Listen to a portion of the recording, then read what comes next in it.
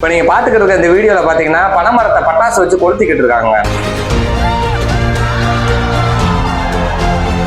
நிறைய பனைமரத்துல பட்டாசு வச்சு மொத்தமா கொளுத்தி விட்டுட்டு இருக்காங்க. கொஞ்சம் கூட மனிதாபிமானமே இல்லாத ஒரு செயலுங்க அது. இந்த வீடியோ பார்த்துட்டு ரொம்ப ரொம்ப ஒரு வருத்தம் ஆயிடுச்சு. ஒரு மரத்தை காப்பாத்துறதுக்கு எவ்வளவு கஷ்டப்படுறோம். ஒரு மரத்தோட அருமை தெரிய மாட்டேங்குது. அதுவும் மத்த மரமா இருந்தா கூட பரவாயில்லைங்க, உடனே வளர்ந்துரும். பனைமரம்ன்றது சாதாரண விஷயம் கிடையாது. குறைஞ்சபட்சம் ஒரு 30 வருஷம் ஆகுங்க ஒரு மரம் வளர்றதுக்கு. தென்னையை வச்சவன் தின்னுட்டு சாமா, பனையை வச்சவன் பார்த்துட்டு சாமான்னு சொல்லி சொல்லுவாங்க.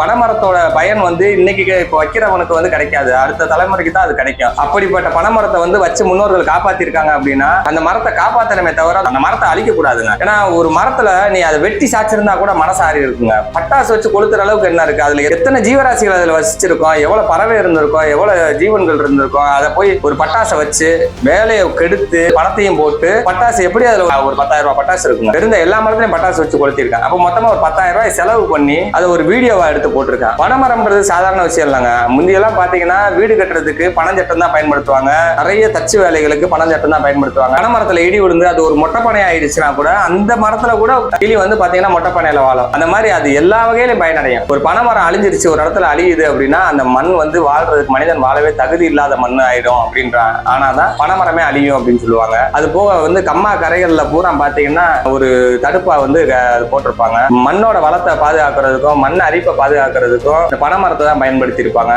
பனைமரத்தோட அருமை தெரியாம பனைமரத்தை கொளுத்தி அதை பட்டாசு வச்சு கொளுத்துற அளவுக்கு எவ்வளவு ஒரு வன்மதம் இருக்கு பாருங்க.